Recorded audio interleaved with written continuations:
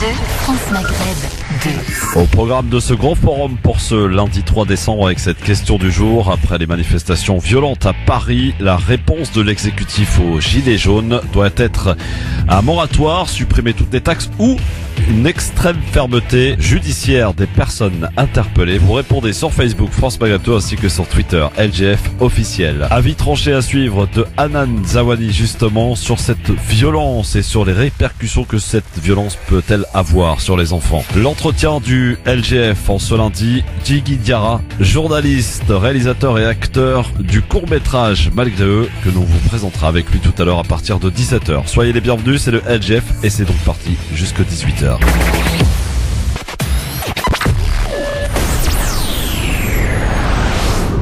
France Maghreb 2, France Maghreb 2.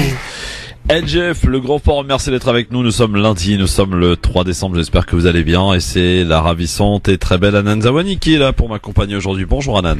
Bonjour cher Christophe, bonjour chers auditeurs et auditrices. Alors de quoi commenter évidemment aujourd'hui après ce week-end extrêmement agité. Les jours angoissant je dirais. On promet également d'être assez animé et pour cause un petit zapping de ce que l'on a pu entendre à la télé ce week-end.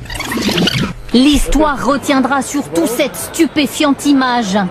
Les casseurs sur la terrasse panoramique de l'Arc de Triomphe. Le gouvernement n'a pas le droit d'un troisième samedi. Alors, justement, la réponse, elle doit être politique. Le président entre ensuite dans l'Arc de Triomphe et découvre un lieu saccagé par les casseurs.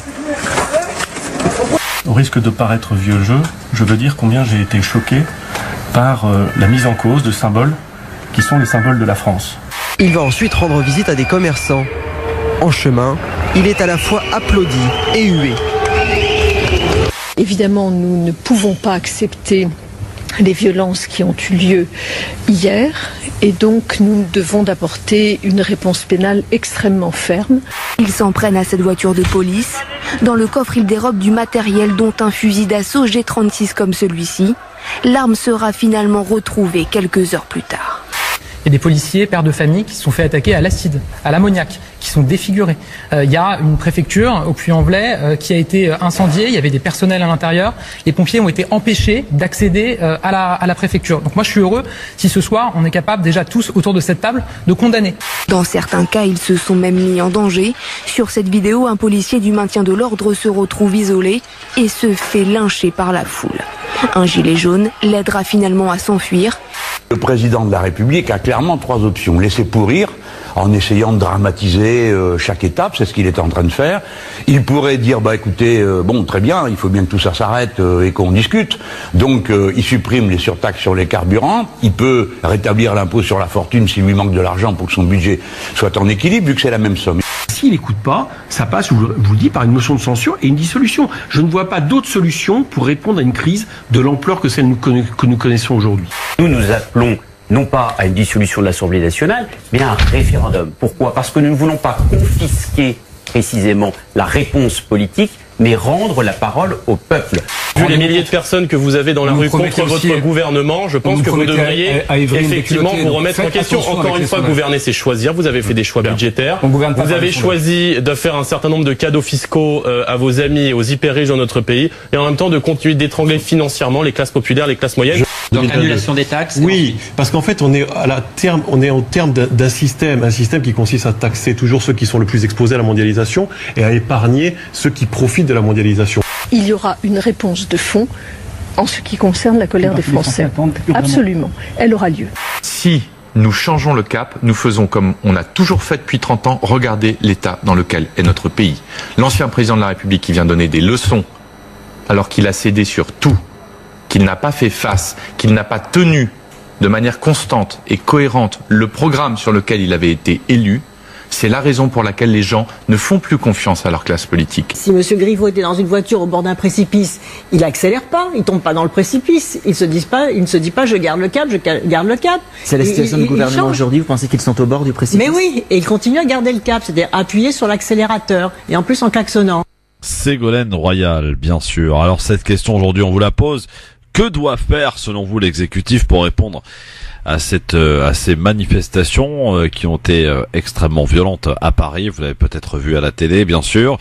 Est-ce qu'il faut justement un moratoire, suppression des taxes, ou alors une extrême sévérité au niveau judiciaire? En tout cas, c'est ce que promet la ministre aux personnes interpellées. Ils étaient plus de 400 personnes interpellées samedi. Donc, Hanan, est-ce qu'il faut, d'après toi, quelle est la solution qui se présente là, tout de suite, en ce surlendemain de manifestation à Paris? Alors je vais donner la réponse des internautes. Donc ils sont 87% à estimer qu'un moratoire supprimant les augmentations de taxes est préférable à une extrême fermeté. Concernant les actes violents, donc les vitrines cassées, l'arc de triomphe souillé, pour moi il faut une extrême fermeté. Voilà, les personnes qui ont été, si on arrive à identifier clairement les personnes et qu'elles sont mises en cause, pour moi il faut une extrême fermeté. Ouais. Alors, en tout cas, vous répondez à cette question sur Facebook France Maghreb 2 ainsi que sur Twitter LGF officiel, et vous nous appelez bien sûr au 01 40 33 9000. Après, en tant que réponse aux manifestations violentes, effectivement, ça ne suffira pas d'être extrêmement ferme avec les personnes interpellées. Au-delà de ça, oui, le gouvernement doit apporter des réponses. La suppression des taxes au mois de janvier, je pense qu'on est d'accord, Christophe, pour dire que c'est absolument plus suffisant. Oui, voilà, ils ont mis trop de temps à bouger, c'est pas suffisant. Aujourd'hui, les personnes qui sont le plus en difficulté demandent une augmentation du SMIC. Donc aujourd'hui, oui, avec une vraie annonce du gouvernement où on augmente le SMIC de 200 à 300 euros, là effectivement, les esprits vont se calmer, les gens vont rentrer à la maison. Tu risques de faire sauter un certain nombre de patrons, là, 200 à 300 euros d'augmentation. C'est difficile. Ah oui, ça paraît difficile. Quand le SMIC augmente, c'est quoi? C'est 10 euros à peine sur la fiche de paye, 20 et quelques euros, allez, au maximum. Aujourd'hui, est-ce qu'on est d'accord, Christophe, pour dire que de vivre avec 1100 euros, c'est absolument pas acceptable? Ouais. Alors, si les patrons effectivement vont être en difficulté si cette mesure est faite, mais ne rêvons pas, à ce moment-là, au gouvernement de baisser les charges patronales. Et toi, ton intime conviction, Alan, est-ce qu'il va garder le cap? Est-ce qu'il va rester sourd aux attentes du peuple, Emmanuel Macron, en se disant de toute façon, j'ai été élu pour mon programme et je ne vais pas céder pour les quelques centaines de milliers de personnes qui étaient dans les rues de France. Christophe, aujourd'hui, sur les 20 millions d'électeurs qui m'ont été élus. Christophe, aujourd'hui, ce qui se passe, c'est que même les préfets dénoncent cette politique et le fait que le gouvernement soit totalement déconnecté des réalités du terrain. Donc aujourd'hui, les préfets, sous couvert d'anonymat, bien entendu, dénoncent cela. Donc non, je pense qu'il ne va pas avoir le choix que de bouger. Alors comment est-ce qu'il va bouger? Augmenter le SMIC? Économiquement, le schéma est pas tenable. Ne pas augmenter les taxes sur l'essence, c'est pas tenable non plus, parce que idéologiquement, il faut qu'on avance quand même sur une transition écologique qui soit cohérente. Donc aujourd'hui, je peux pas te répondre, Christophe, comme la plupart des spécialistes qu'on entend sont un peu perdus, c'est vrai, à la télévision, des spécialistes en politique, intérieur, etc. On sait absolument pas où est-ce qu'on va. C'est vrai. En tout cas, vous répondez à cette question et vous nous appellerez dans quelques instants au 01 40 33 9000. Toi, tu avais, au travers de ton avis tranché, cher Hanan, envie d'axer sur un point particulier. Justement, on parlait de ces violences, on en parle beaucoup d'ailleurs. À en croire d'ailleurs que les médias veulent peut-être accompagner d'ailleurs des politiques discréditer le mouvement en appuyant là où ça fait mal et uniquement sur effectivement les violences. Moi, j'ai envie de poser une question publiquement, je vous la pose à tous. Comment se fait-il que on ait laissé l'Arc de Triomphe à la disposition de ces gens? Je ne comprends pas qu'il n'y ait pas eu de dispositif pour protéger cet Arc de Triomphe, parce que les gens, on l'a vu sur les images, sont rentrés tout à fait tranquillement, on peut faire ce qu'ils ont voulu à l'intérieur, saccager effectivement, comme tu l'as rappelé tout à l'heure, ce monument historique. Voilà. Il n'a pas été protégé. À côté de ça, on entend que Kastner a détaché un certain nombre de policiers pour protéger d'autres lieux. Donc l'Élysée, Matignon, enfin l'Assemblée nationale, etc., etc. Et effectivement, l'Arc de Triomphe, rien du tout. Je crois que d'après les chiffres, sur les 3000 policiers pour le dispositif, seulement 500 étaient présents sur la place de l'Étoile pour assurer la sécurité, ce qui est évidemment très peu. Et la priorité était de effectivement sécuriser l'avenue des Champs-Élysées et les abords, bien sûr, des palais, que ce soit l'Élysée ou les autres, que ce soit l'Assemblée nationale, etc. Ils se sont fait avoir en réalité. Je pense que la méthode n'était pas bonne. Il n'y a pas du tout d'anticipation. Alors autant ce week-end, effectivement, on n'a pas eu de dégradation sur précisément l'avenue des Champs-Élysées, mais on en a eu juste à côté. Ah oui, donc là, pour le week-end prochain, ils parlent d'un périmètre élargi. Oui. Mais ils peuvent élargir tant qu'ils veulent. L'endroit où vous se retrouvez un certain nombre de personnes gilets jaunes et casseurs aussi. Il va y avoir des dégradations de toute façon. Je précise quand même, parce que nous avions, nous, l'équipe du LGF, et en l'occurrence Nasser Lajili, qui était sur place, Étoile, et qui a fait des directs vidéo. Il me disait en aparté qu'il y avait énormément de provocations des CRS. Voilà. Ça a été soulevé, relevé et signalé par beaucoup de manifestations. Ce qui ne justifie en rien, évidemment, les violences que l'on a pu connaître. Mais encore une fois, je repose la question. Pour moi, en tout cas, à mon avis personnel, ce qui s'est passé à l'Arc de Triomphe relève de la responsabilité du gouvernement et en particulier du ministre de l'Intérieur, qui n'a pas été foutu de sécuriser ce monument historique, sachant qu'on savait qu'il allait se passer donc des manifestations avec des heurts à proximité de ce monument. La moindre des choses, c'était un minimum de le sécuriser, ce qui n'a pas été fait, forcé encore une fois de le constater. Mais ils ont été incapables de le sécuriser à un moment sur des images qu'on peut retrouver, des vidéos en fait qu'on peut retrouver sur les réseaux sociaux. On voit à peu près, je sais pas, entre 15 à 30 CRS, ils sont totalement débordés, dépassés par les gilets jaunes. On en a même un qui se fait prendre à partie, qui a failli être lynché. C'est des images qui sont quand même très violentes et qui a été secouru et sauvé, oui le mot est juste, par un autre gilet jaune pendant que ses collègues à lui se sauvaient, sont partis, sont pas venus l'aider. Hein. Ouais, absolument. Oui, on sent vraiment quand même pas mal d'amateurisme dans cette gestion de cette crise. Quoi qu'il en soit, donc ce phénomène, toi, t'as interpellé cette violence que l'on a pu voir sur les réseaux sociaux, mais aussi à la télé. D'où cet avis tranché, cet avis tranché aujourd'hui. 5, 4, 3, 2, 1, 0. Si on fait quoi que ce soit, c'est la mise à pied. Alors piétinez-moi, allez-y. Avis tranché donc de Hanan Zawani sur la violence que l'on a pu observer et constater tout au long de ce week-end. Paris brûle sous les yeux de nos enfants. Que se passe-t-il lorsque les enfants regardent des images violentes? Que doit-on leur expliquer? Une troisième semaine de protestation contre le gouvernement s'intensifie. Des manifestants ayant brûlé des voitures, cassé des vitrines et affronté les policiers ont fait la une de l'information. Toute la journée de samedi, le centre et l'ouest de Paris ont été le théâtre d'importantes violences urbaines. Elles ont fait 133 blessés, dont 23 membres des forces de l'ordre, et ont conduit au placement en garde à vue de 378 personnes sur les 412 interpellées, selon le bilan communiqué par la préfecture de police dimanche. Au-delà du choc psychologique pour les commerçants et pour les habitants parisiens sur place, les images de violence ont aussi marqué nos enfants. Alors que se passe-t-il lorsque nos enfants regardent des images violentes? Le premier effet des images sur les enfants est le choc. L'enfant est submergé par des émotions qui dépassent ses capacités actuelles. Parfois, il n'arrive pas à identifier le malaise dans lequel il se trouve. D'autres enfants sont pris par un kaléidoscope d'émotions, d'images et de pensées qui les plonge dans le chaos. Il s'agit donc d'une expérience traumatique qui ébranle profondément l'enfant, cher Christophe. Les images violentes sont traumatiques pour plusieurs raisons. La première est tout simplement une question de quantité.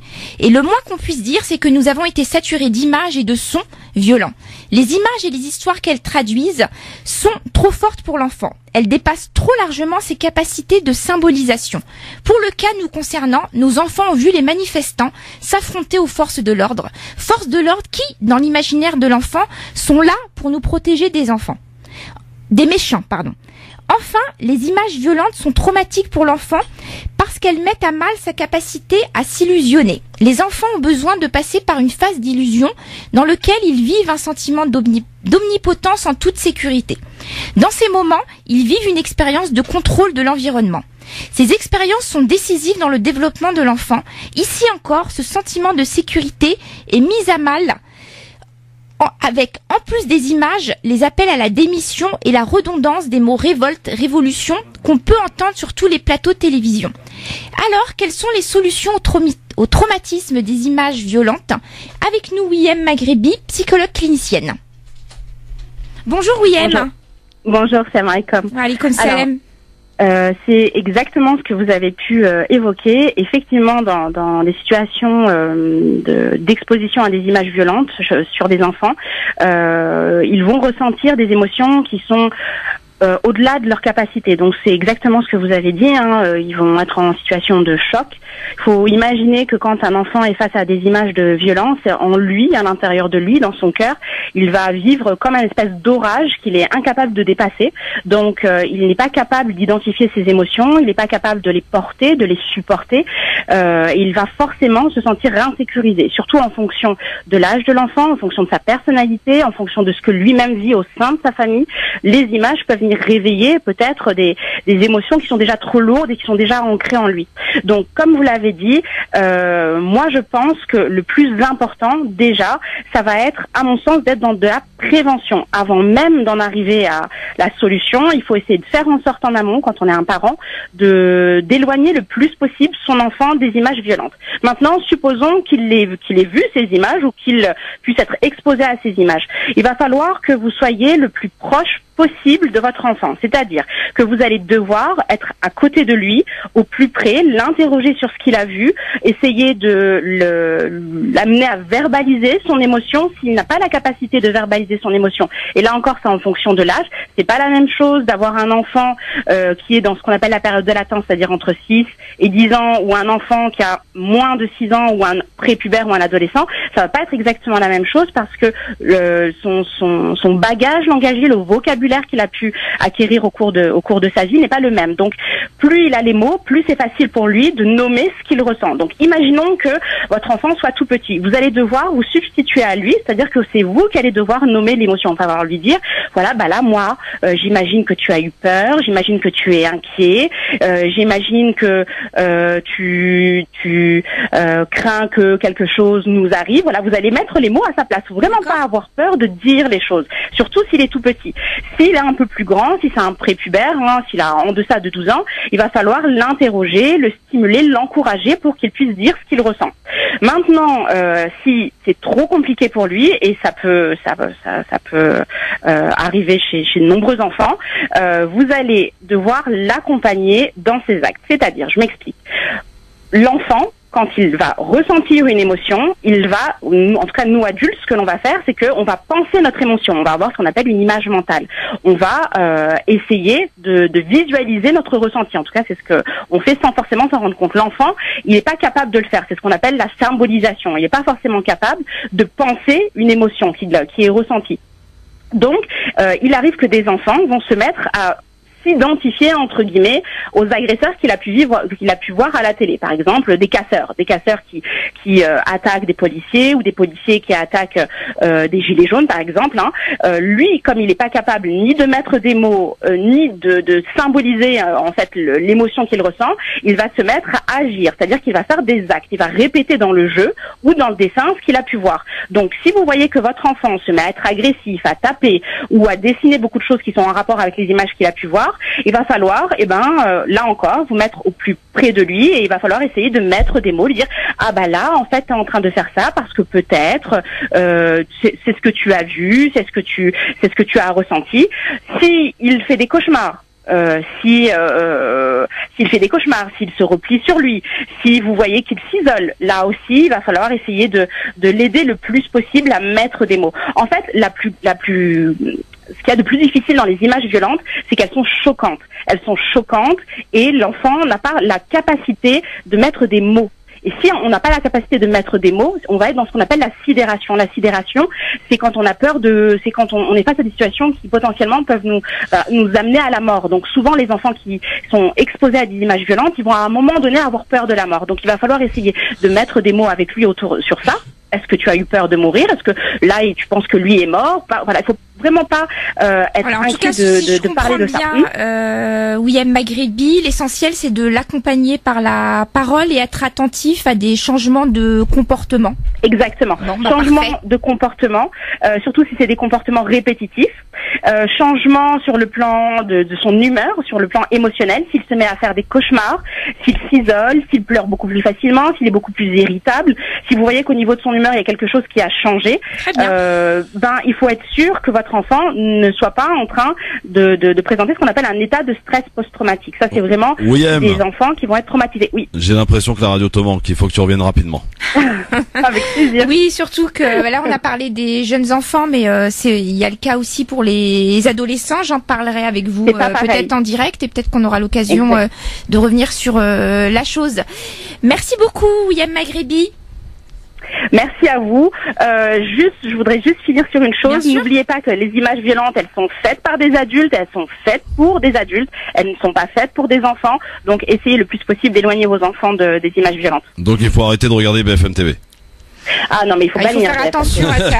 Voilà, les enfants qui sont à côté. Il faut bannir BFM TV. C'est des images qui sont anxiogènes et qui sont construites de telle sorte à ce qu'elles soient anxiogènes. En toute sincérité, même moi qui suis pas une enfant, ça m'a mis l'angoisse. Oui. Donc j'imagine. Bon, tranquille.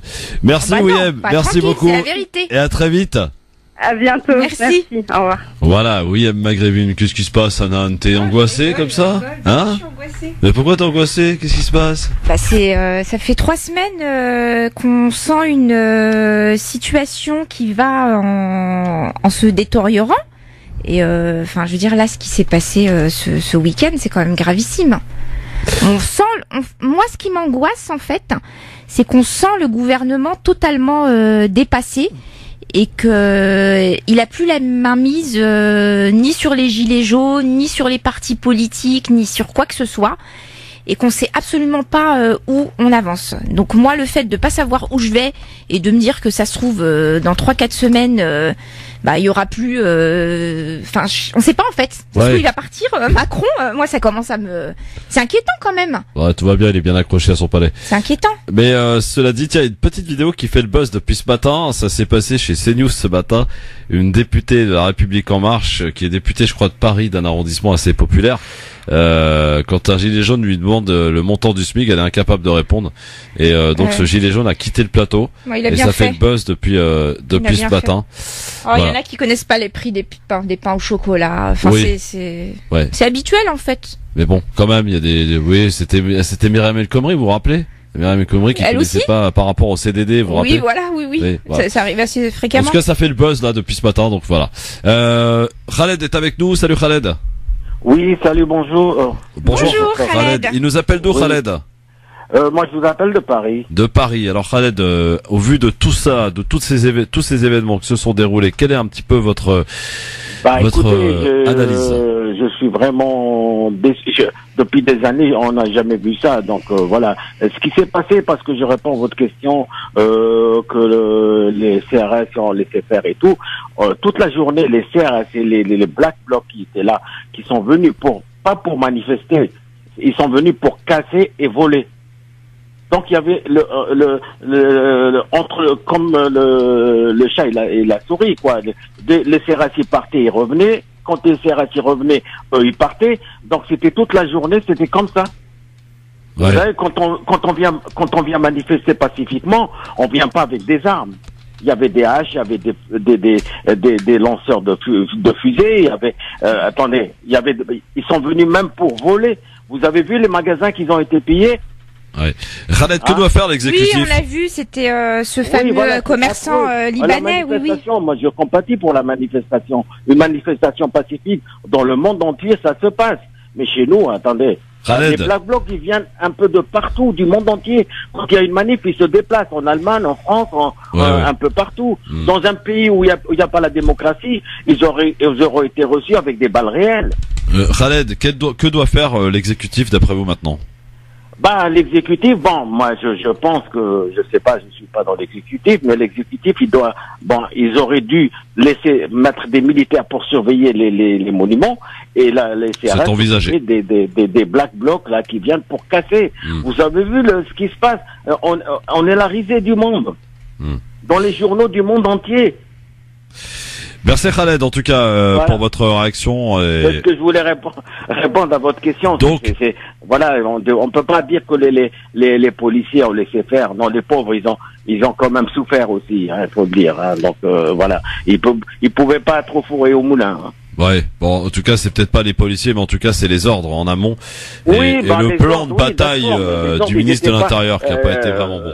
Il y avait des policiers. Vous avez vu le CRS qui a failli être lynché? Oui, absolument. Oui, il a été sauvé par un autre gilet jaune, oui. Ouais. Oui, voilà. Donc, et vous avez aussi les interpellations de personnes aussi qui sont lynchées aussi par les CRS. Donc, dans tous les sens, pareil.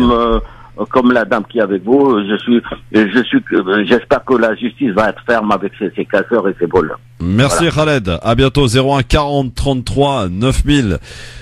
Donc beaucoup d'anxiétude. Donc si on y rajoute qu'aujourd'hui une centaine de lycées sont bloqués partiellement de Marseille à Paris, Bordeaux, etc.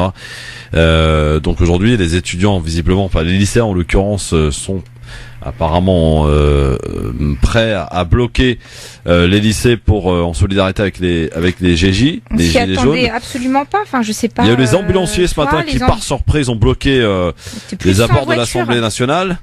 Plus de 100 voitures en face de l'Assemblée nationale, effectivement. On les a entendus au tout début du mouvement des Gilets jaunes, où effectivement ils avaient annoncé qu'ils seraient là tout le temps pour se faire entendre. Et là, ça a été la surprise pour nous, citoyens. Mais je pense que du côté des forces de l'ordre et du gouvernement, ils s'y attendaient absolument pas.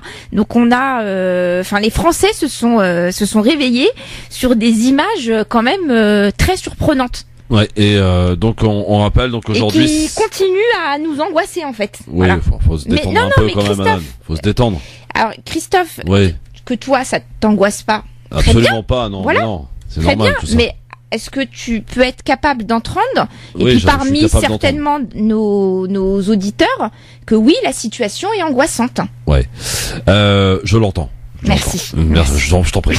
Kamel, bonjour. Oui, salut Christophe, bonjour à ton invité ainsi qu'à tous les auditeurs et auditrices. Bonjour, alors moi je vais me porter un petit peu en faux par rapport à tout ça puisque on est dans une société qu'on veut rendre anxiogène, les BFM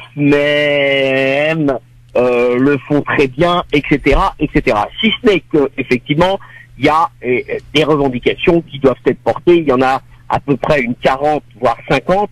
Je crois qu'il en s'honorerait les uns et les autres de faire avancer les 4-5 revendications très très importantes qu'il faut effectivement que ça soit de stopper l'ensemble de ce qui devait être mis en place, un moratoire, la revalorisation du SMIC, etc., etc.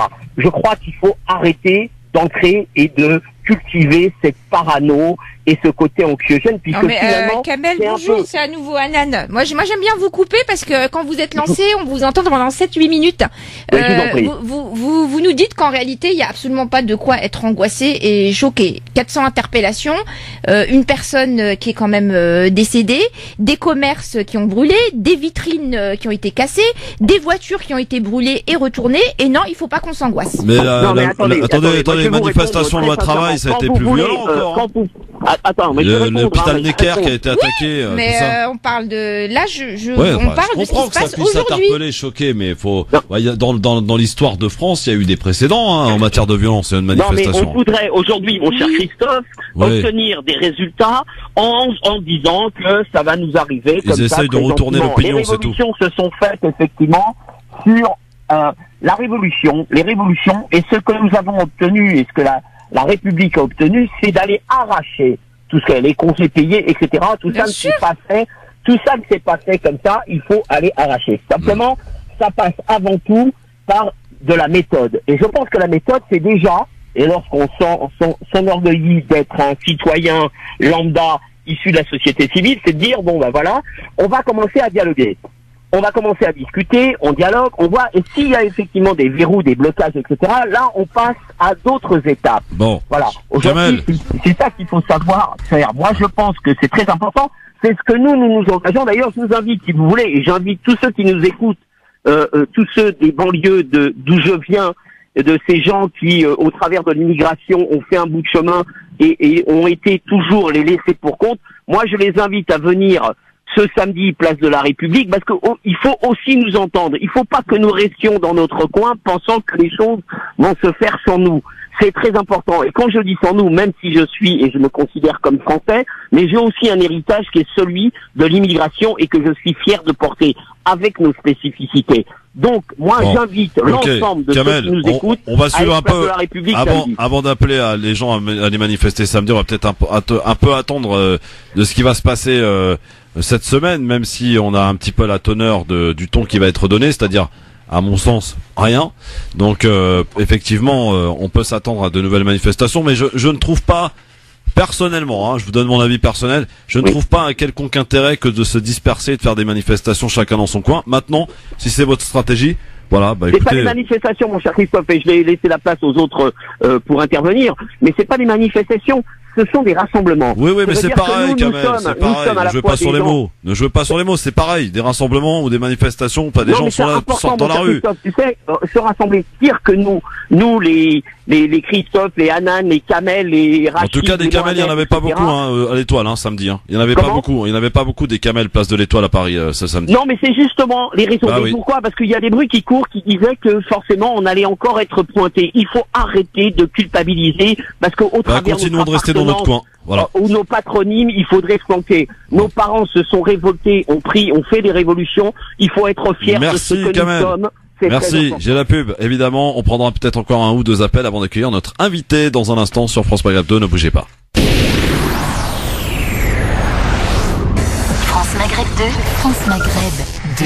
LGF, le grand forum, merci d'être avec nous et cette question que l'on vous pose aujourd'hui au vu de ce qui s'est passé ce week-end, quelle doit être la réponse de l'exécutif pour répondre aux gilets jaunes? Est-ce que on doit procéder à un moratoire, suppression de toutes les taxes ou alors une extrême fermeté judiciaire à l'encontre de ceux qui ont commis les violences ce week-end? D'ailleurs, ça a déjà commencé puisqu'on annonce quelques centaines de comparutions immédiates rien que pour aujourd'hui. Vos réactions en tout cas à tout ce que l'on a vu, vécu ce week-end avec Fatima qui nous attend. Bonjour Fatima. Bonjour Christophe, bonjour cher Hanan. Bonjour Fatima, vous allez bien? Oui, très bien. Bon, alors moi, tout d'abord, je demande, si j'avais la possibilité, la démission de Castaner, qui n'a pas été à la hauteur, mais alors là, complètement absent.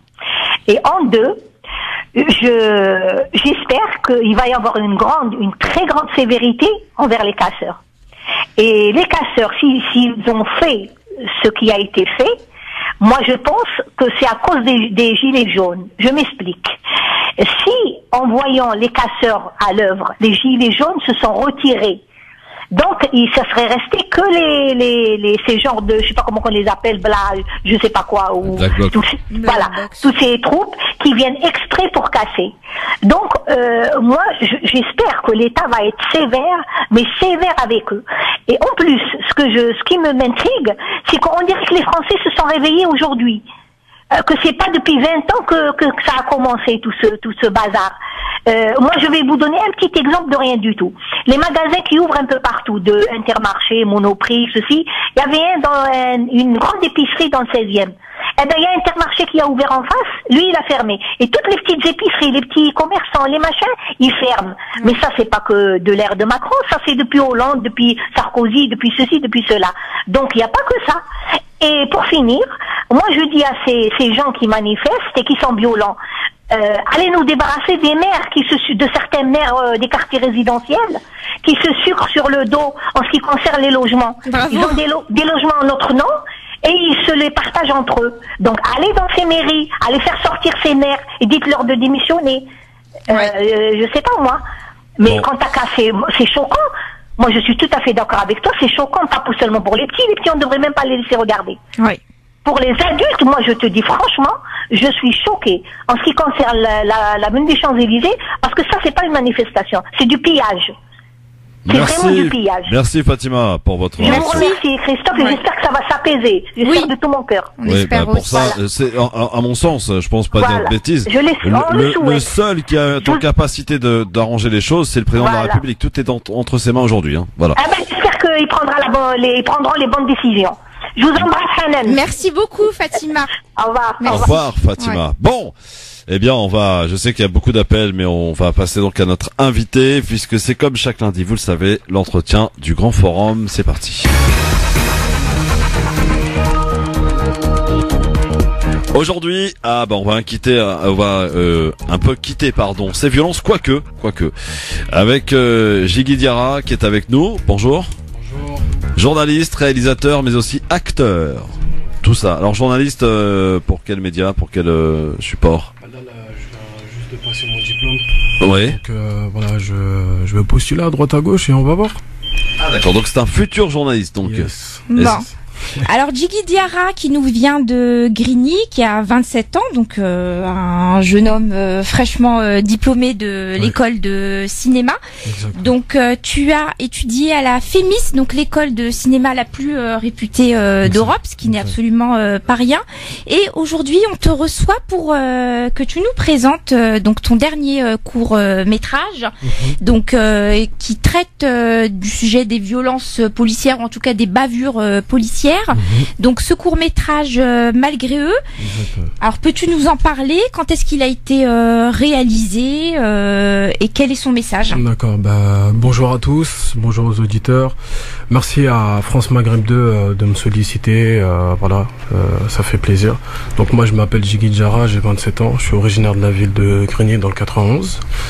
Je suis un cinéaste, dans un premier temps acteur. Et par la suite, en grandissant, j'ai décidé de raconter mes histoires et d'être réalisateur. Alors peut-être nous expliquer un petit peu plus ton parcours. Tu as été acteur, on sait que tu as apparu dans différentes séries télévision, même chez Besson. Oui. Enfin voilà, nous expliquer ta passion du cinéma. En fait, cette passion, elle s'est révélée depuis ma tendre enfance. En fait, j'avais pour habitude avec mon père de regarder des films de kung-fu des années 70-80. Donc les Bruce Lee, voilà. Exactement. Ah, t'es chez Brown, Anna. Écoute, ça a commencé comme ça. Ça a commencé comme ça. Ouais. J'allais dire on a le même âge, mais non en fait. Non, je ne te donnerai pas mon âge. Elle est beaucoup plus vieille que toi. Ah là, ça se voit pas. Donc les films de Bruce Lee. Exactement. Voilà, de kung-fu, le cinéma hongkongais. Puis par la suite, en grandissant, en arrivant au collège, j'ai vu le film Yamakasi de Ariel Zetoun. Ouais. Donc il y a un film en fait où on voit apparaître, l'histoire d'une bande de jeunes athlètes banlieusards qui ont créé apparemment leur propre discipline, l'art du déplacement. Ouais. Donc un film en réalité où tu as pu avoir ta place et qui traitait du sujet des quartiers populaires. Voilà, moi je les ai. C'était la première fois, tu sais, un petit de 10 ans qui voit ses aînés érigés en tant que héros. Oui. Moi j'ai vu ça, parce que d'habitude c'est pas cette image qui est renvoyée. Tout à fait. Et je me suis dit, si mes grands ils l'ont fait, si mes aînés ils l'ont fait, moi aussi je peux être dans le domaine du cinéma. Tu avais quel âge à l'époque? Ouais, Yamakasi, j'avais 11 ans je crois. Donc déjà à l'époque, tu avais en tout cas cette conscience que la représentation des hommes noirs ou des hommes arabes dans les médias était, on était absent, quasiment absent, transparent ou mal représenté. Exactement. Ouais. Et là effectivement de voir un beau film réalisé par un super réalisateur, ça t'a donné l'envie? Ça m'a rassuré. Ça t'a rassuré? Je me suis dit c'est possible. C'est possible, oui. Après j'ai très vite vu que c'était très difficile, c'est un domaine très très très hard quoi, mais ça a commencé comme ça. D'accord. Je suis rentré dans une association qui initiait les jeunes aux différents métiers du cinéma. J'ai fait mes dents comme ça, et puis par la suite j'ai intégré la FEMIS, comme elle a dit Anan, la plus grande école d'Europe de cinéma, pour solidifier tes compétences et tes connaissances. Exactement. Alors le fait d'arriver à la FEMIS, comment ça s'est passé? Est-ce que tu as été bien accueilli? Forcément, tu viens de Grigny. On suppose qu'on a très peu de personnes des quartiers populaires dans cette école. Comment s'est passée ton intégration? Franchement, c'était cool. C'était cool. Je me sentais pas différent ou étranger ou quoi que ce soit. Les gens ils étaient avenants envers moi, j'étais avenant envers eux. Tu as pu leur apprendre des choses comme eux. Et vice versa. C'était un échange mutuel, c'était cool. J'ai pas eu de mal à constituer mon équipe pour le tournage de mon premier film Natou pour elle. Tout à fait. J'ai fait un mix entre les gens de la FEMIS et les gens que j'ai rencontrés sur différents tournages dans lesquels j'étais acteur. et avec qui j'avais bien sympathisé, et avec qui on a à peu près le même univers, quoi. Voilà. D'accord. Ça t'a permis aussi de faire des connaissances, de t'introduire dans le monde du cinéma, qui est un monde fermé, de prendre des contacts. Donc suite justement à cette école et à ce premier court métrage, tu peux nous rappeler le nom? Natou pour elle, voilà. Donc juste rapidement, nous expliquer de quoi ça parle. En fait, ça raconte l'histoire d'un fils qui veut exaucer le dernier souhait de sa mère, qui est de mourir au Mali. Parce qu'elle est malade. J'insinue qu'elle a le cancer et qu'elle est en phase terminale, et qu'elle, voilà, c'est un peu comme le cimetière des éléphants, elle veut mourir dans son pays natal, quoi. Et lui, il va se démener comme pas possible pour trouver l'argent. Pour pouvoir l'envoyer. Exactement. Alors, c'est un cri d'amour d'un fils envers sa mère. C'est un éloge à la femme, en fait, que j'ai voulu faire avec ce court-métrage de 25 minutes. Et après, par la suite, le film, il a été très bien réceptionné. On a eu quelques prix. Alors, quel prix? Parce que ça nous intéresse. On a eu beaucoup de prix du public, des grands prix aussi, et des sélections à l'étranger, que ce soit en Afrique ou en Europe, quoi. D'accord, donc tu as pu même te déplacer dans le pays de tes parents, j'ai envie de te dire. Non, pas encore. Pas encore. Même on va bientôt. Dernièrement, mon dernier film a été sélectionné en Côte d'Ivoire. D'accord. J'ai pas pu me déplacer parce que j'ai d'autres impératifs. Là, que ce soit sur ce thème, avant que tu nous parles un peu plus en profondeur de ton nouveau court-métrage, tu traites de thèmes qui nous touchent. Donc un petit peu militant, Jiggy? Beaucoup. Beaucoup? C'est-à-dire, tu peux nous en parler? C'est-à-dire que j'ai envie de mettre en avant un peu des personnes, on va dire, mises en marge de la société malgré elles, en fait. Oui. Des personnes racisées, qu'elles soient noires, arabes ou même indiennes, gitanes, roumaines. Des personnes qui ne jouissent pas d'une très très belle image, que ce soit au cinéma ou dans les médias, et à raconter des histoires où celles-ci seraient placées en tant que héros et héroïnes. Donc la lutte contre les discriminations, c'est ton dada, j'ai envie de te dire. Humaniser les gens qui sont humains, tout simplement. Voilà, d'accord. C'est une autre facette, en fait. Alors juste rapidement, il y avait un thème, malheureusement, enfin en tout cas tu avais travaillé dessus, en tout cas un court-métrage ou un film, je sais pas, j'ai pas très bien saisi, où tu avais décidé d'aborder le racisme entre les Noirs et les Arabes. Exact, oui. Parce que tu en avais été victime. Peut-être en quelques mots nous expliquer, et puis on va laisser la parole à Christophe. Eh bien, j'ai voulu aborder ce sujet en faisant un court-métrage, mais j'ai reporté le projet parce que il y avait Natou pour elle, justement, qui était déjà lancé, et je me trouvais pas assez encore mature pour parler de ce sujet. J'attendais un peu. Et aujourd'hui? Je pense être mature, mais j'ai envie de l'aborder sous une autre forme, en fait. Bon. Donc t'as pas envie de te froisser avec tes potes? Non, pas du tout. Non, ils en parlent, ils savent très bien comment je suis. C'est réel, Jiggy dira. C'est réel, ce racisme qui perdure, qui existe, que nous on a dénoncé, d'ailleurs qui est dénoncé dans une chanson de Kerry James, Constat amer. Il est réel? Il est réel. Des deux côtés? Il est omniprésent des deux côtés. D'accord. Ça vaut une émission spéciale. Hein. Absolument. Ah ouais, je penserais. Donc journaliste, acteur et réalisateur, c'est le côté journaliste, futur journaliste qui m'intéresse. Comment tu vois, de quel œil tu vois tous ces événements qui se déroulent en ce moment en France, avec cette mouvement des gilets jaunes, cette politique qui reste pour l'instant sourd aux demandes, ces demandes aussi de ces différents collectifs qui appellent les quartiers populaires. Donc Grigny est un quartier populaire par excellence, à venir rejoindre les gilets jaunes. De quel œil vois-tu tout cela? J'attends de voir, parce que je trouve le mouvement assez brouillon pour l'instant, mais j'attends de voir, et on assiste à quelque chose d'historique, et je me dis que les revendications de base, elles sont saines. Maintenant, il faudrait un peu plus maîtriser le mouvement pour éviter d'assister à certains débordements qu'on a vus là il y a même pas 2 jours là. Des personnes qui est morte à Marseille. Oui, voilà, enfin voilà. Essayons de contrôler plus le mouvement, mais après en ce qui concerne les quartiers populaires, là beaucoup de personnes demandent leur ralliement. Et pendant plus de 30 ans, 40 ans, on nous a demandé de fermer notre bouche. Et puis, enfin, c'est pas facile de rappeler comme ça des personnes à qui on a dit depuis X années, fermez là. Mais les quartiers populaires, ils sont là quand même. Le ralliement, c'est en tout cas, c'est certains représentants des quartiers populaires. Ah oui, c'est ce que j'allais dire. Par exemple, le collectif Adama, par exemple. Exactement. Voilà, il y a Banlieue Plus. Banlieue Plus. Voilà, ça se fait doucement, mais ils sont là. À demander. Les banlieues sont là. Quoi qu'il arrive, minoritaire peut-être par rapport aux autres couches de la société, mais ils sont là quand même. Voilà. Alors c'est vrai que cette date correspond, nous sommes le 3 décembre aujourd'hui, sachez qu'en 1983 c'était l'arrivée à Paris de cette fameuse marche que tout le monde a entendu parler, la marche pour la dignité contre le racisme, qui a été ensuite instrumentalisée et surtout dénaturée en l'appelant la marche des peurs, qui était partie de Marseille le 15 octobre et qui donc arrivait à Paris le 3 décembre 1983. On se dit finalement 30 quelques années après, pas grand chose qui ont changé, quoi. Ouais, c'est limite le cercle qui revient au début, quoi. C'est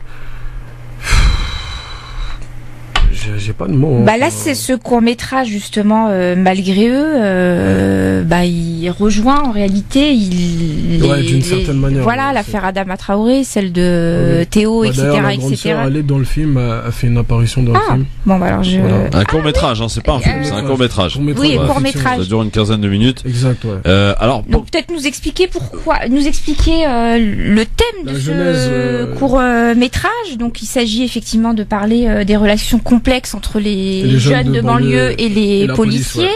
Il y a des bavures policières. Donc, nous expliquer. Alors en gros, je vais essayer de faire simple. Pardon, juste j'explique vite fait rapidement.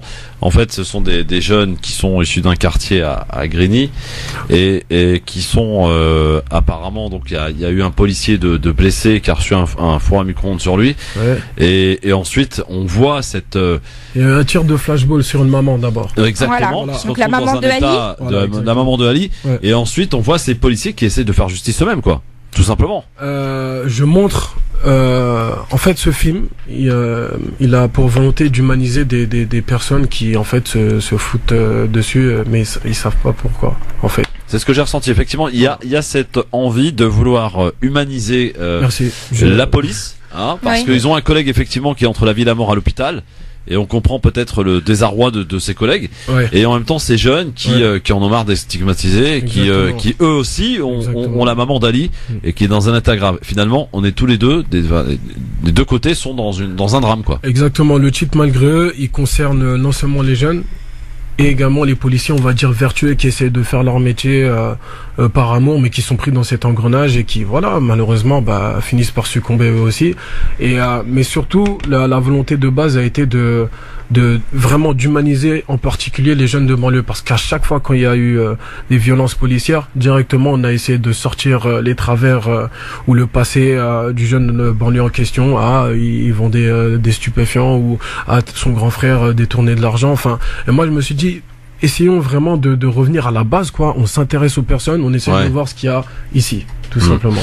En tout cas, ce court-métrage est disponible sur les réseaux sociaux, sur Internet. Non. Ah non, pas du tout. En fait, comme il est en festival, je ne peux pas. D'accord. On va pas l'envoyer. Rassure-toi. Je ne veux pas de problème, s'il vous plaît. Non, pour l'instant, pas. Nous sommes les seuls avec Alan à l'avoir vu. Exactement. Dans cette radio. Et ceux qui l'ont vu en festival, quoi. Voilà. Alors justement, quel est son parcours qui lui est prédestiné à ce court-métrage alors? Alors, on a fait à ce jour 9 festivals. On a eu 8 prix en tout. Bravo. Et merci beaucoup. Et voilà, il a toujours été très bien réceptionné. Pas qu'en Île-de-France, hein, on est allé dans le sud aussi, dans le festival international de Jindou. Voilà, des gens qui ont rien à voir avec la banlieue et tout ce qui va avec, ils ont adoré le film. Donc on est très content, on est très fiers, et je me dis que j'ai bien fait de forcer. Pour le financement, Jiggy, comment ça se passe? Ça a été très difficile, Christophe. Vraiment, ça a été faire des films, c'est la guerre, mais faire un film avec un angle particulier, avec un sujet. Ça coûte combien un film de 15 minutes comme ça, un court métrage? À peu près, grosso modo. En temps normal, pour être bien, pour payer tout le monde, pour être dans de très bonnes conditions, je vais pas abuser, 80 000 euros. Ah ouais, 80 000 euros. 80 000 euros. Et le temps que ça prend pour le tournage? Ça dépend de l'histoire, ça dépend du sujet, ça dépend des décors. Si on prend malgré eux, par exemple, le tournage, ça dure combien de temps? 5 jours. 5 jours? Ouais. Ah, c'est express alors. Ouais. Mais nous on se serre la ceinture depuis la naissance, j'ai envie de dire. Donc voilà. Nous, parce qu'après il y a le travail de montage, il y a le travail de. Oui, bon ça après je me suis un peu plus étendu, mais le tournage on a eu 5 jours de tournage et c'était des journées très chargées, 9h, 19h, voire 23h même. Alors justement, on voit différents acteurs. Alors pour une fois, on voit qu'effectivement ils sont bien issus des quartiers populaires. On n'a pas l'impression qu'ils jouent un jeu, on a vraiment l'impression de regarder la vraie vie. Donc d'où est-ce qu'ils viennent tous ces acteurs? Qui sont-ils? Peut-être nous les présenter. C'est les potes de Jiggy en fait. Alors je sais pas qui c'est. Alors regarde Christophe, il y a par exemple Toussaint, incarné par Jackie Toto. Ouais. Lui c'est un acteur qu'on a vu dans des films comme Le Sens de la fête. J'ai eu peur quand tu me dis Jackie. Ça me rappelle des trucs. Non, Jackie Toto. Ah, Jackie voilà, Toto. d'accord. Non pas Jackie et. Non, mais Jackie Christophe, Toto. vraiment. Non. On va rester dans. Non, personne n'a compris évidemment. Nous on a compris. Oui. Voilà. On se demande pourquoi d'ailleurs. Oui, d'ailleurs c'est très inquiétant, madame. Jackie Toto. Voilà.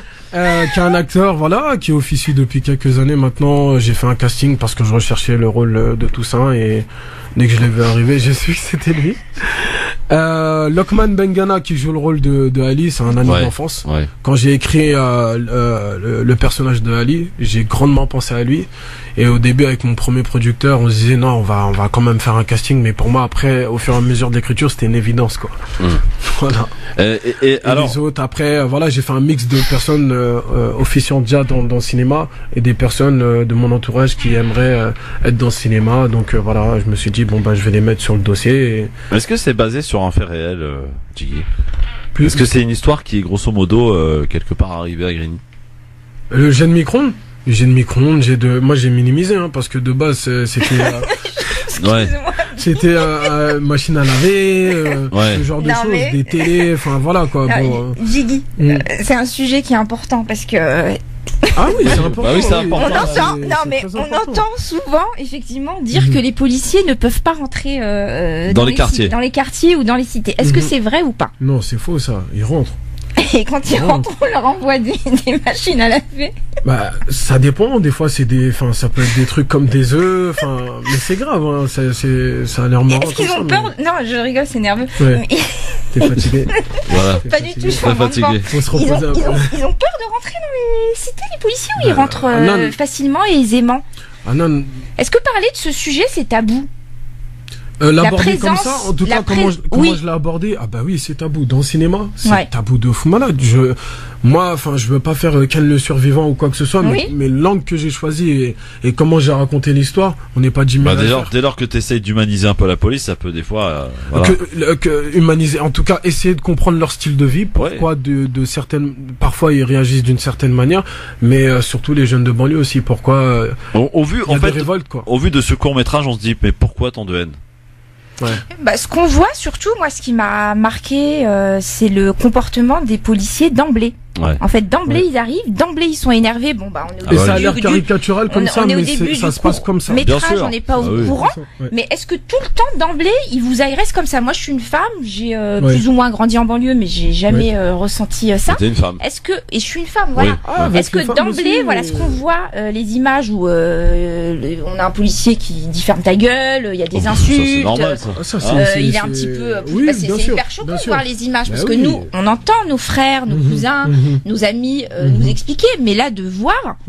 Donc forcément, à chaque fois, quasiment à chaque fois que vous êtes arrêté, c'est tout de suite, c'est très agressif. C'est véhément, c'est jamais courtois, c'est rarement courtois. C'est jamais bonjour monsieur. J'en ai rencontré. Attends, je me suis déjà fait contrôler et le contrôle s'est très bien passé. Bonjour monsieur, papier du véhicule, etc. Mais dans une situation où un de leurs collègues ou je sais pas, un de leurs collègues a été pris à partie ou voilà, c'est suffisant pour que le ton y monte et que voilà, exactement. Et les policiers de Grigny justement, parce que bon là en tout cas on voit dans le film que vous avez l'impression plus ou moins de vous connaître. À un moment, il y a un policier en civil, je crois qu'il s'appelle Mathieu. On vous entend, on entend Maury, donc toi, le tutoyer, mais est-ce que vous êtes vraiment aussi proche que ça? Non. En fait, tout le monde se connaît, non? Non, on se connaît, si, on se connaît. Ça, c'est, il y a des surnoms même qui sont donnés, et eux aussi ils donnent des surnoms aux jeunes de banlieue. Mais en tout cas, dans le film, j'ai voulu,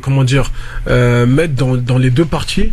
Deux personnes qui essaieraient vraiment de mettre fin à ce cycle de haine, quoi. Donc j'insinue que Mathieu et Maury Mathieu il était dans la même cité que Maury, ils ont grandi ensemble et ça arrivait plein de fois ça, des policiers qui habitent en cité et puis ont grandi avec des jeunes de cité, ils ont pas de problème. C'est juste ils ont choisi de faire le métier de policier et parfois c'est assez rebutant pour les personnes, quoi. Bon, alors Jiggy Diarra qui est avec nous sur France Maghreb 2, il est de Grigny, donc il est un peu de mon quartier, terre, hein.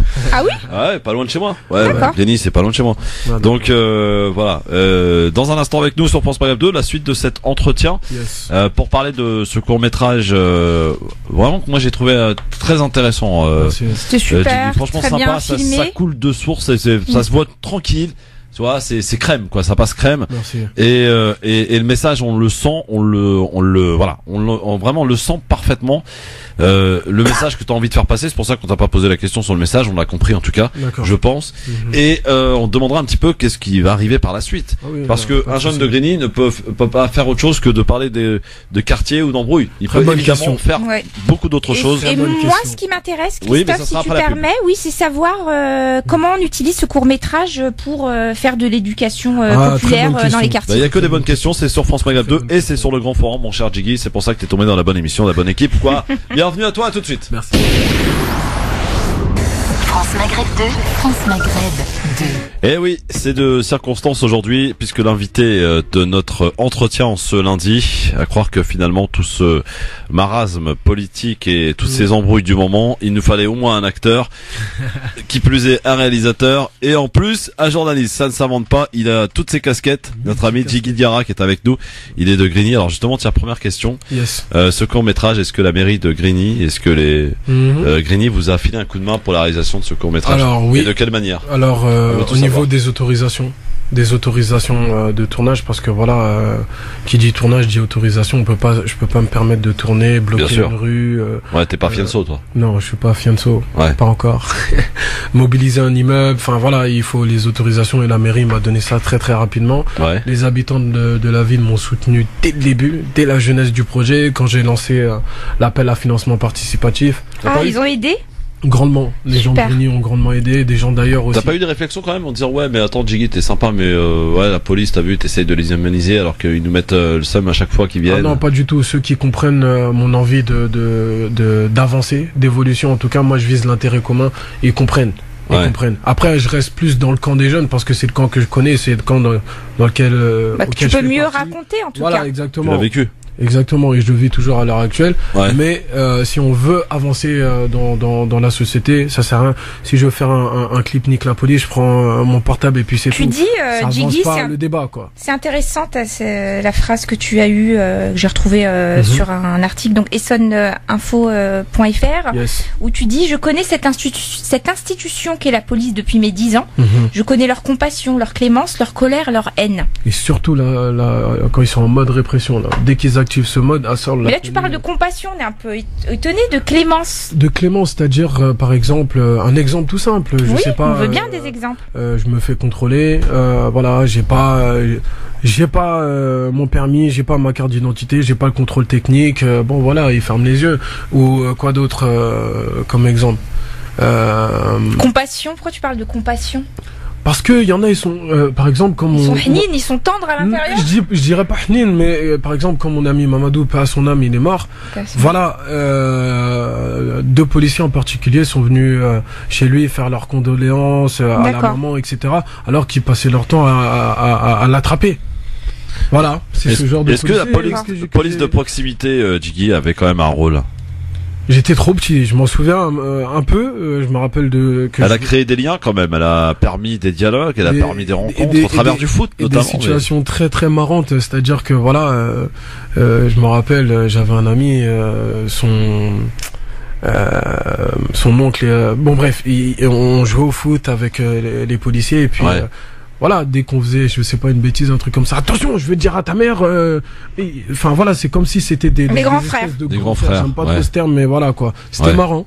C'était marrant. Et de l'autre côté de la barrière, on a effectivement toutes ces interpellations intempestives, etc., etc. Ouais, là, ça y est, là, c'est en ribambelle, là, hein. C'est chaud.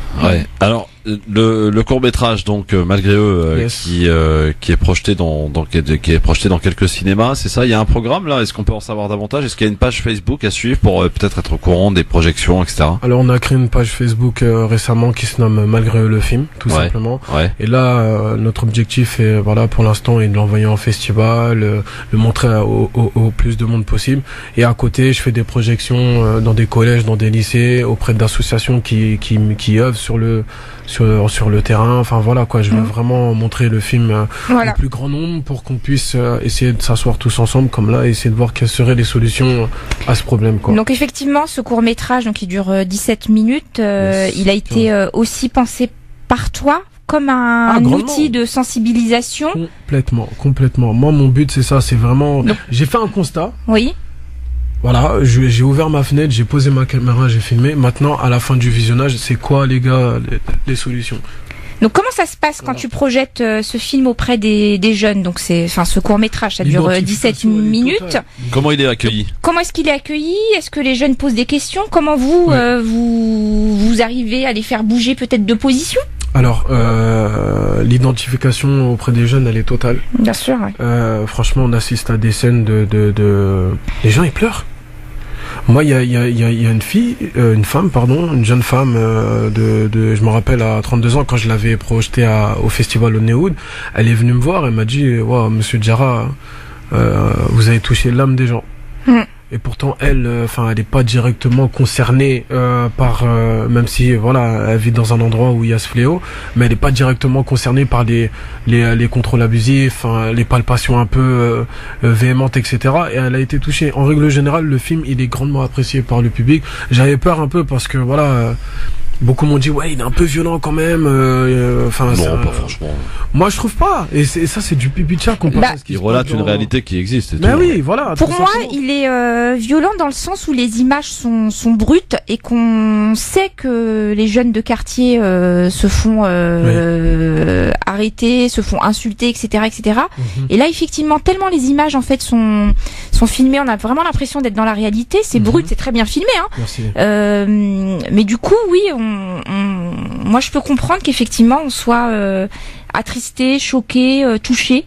Voilà, parce qu'on rentre vraiment à l'intérieur et on n'est pas indifférents, les gens ne sont pas indifférents et même Christophe, des gens quand je l'ai projeté à Jindou, dans le sud, dans le Lot là, vraiment beaucoup de personnes sont venues me voir et m'ont dit merci, en fait c'est comme ça que ça se passe, merci. Et dans le public, alors Jiggy, est-ce qu'on a que des jeunes ou est-ce que tu as essayé d'inviter aussi des policiers? Ah oui, vous savez quoi, il y a 2-3 mois j'ai vu le préfet délégué de l'Essonne, voilà, pour parler un peu de cette question. Très bien. Et je lui ai proposé. Donc tu es un activiste en réalité plus qu'un militant. Enfin, tu es activiste pour essayer d'arranger les choses. Il se sert du cinéma pour faire de l'activisme. Les deux, activistes, militants, bref, je suis contre l'injustice, moi. Et tant qu'il y aura de l'injustice, vous allez me trouver en face. Voilà. Très bien. Et donc, du coup, les policiers? Yes. Alors, qu'est-ce qu'ils disent? Là, on va faire une projection à Grigny. Oui. On va ramener un ancien policier, chef d'une brigade, qui a accepté de venir et on va voir ce qu'il en pensera. Et le préfet de police, enfin le préfet, pardon, lui aussi il va venir. Lui aussi va venir et voilà, on va discuter. Mais après qu'il apprécie ou qu'il apprécie pas, moi c'est pas ça mon objectif. Mon objectif c'est on regarde ce film maintenant. Ok, c'est alarmant. C'est quoi les solutions? On se parle. Exactement. Quelles sont tes solutions, Jiggy? Quelles sont les tiennes? C'est peut-être naïf ce que je vais dire, mais dans un premier temps le dialogue. Ouais. Dans un premier temps, c'est la base. C'est la base, exactement. Comme partout d'ailleurs.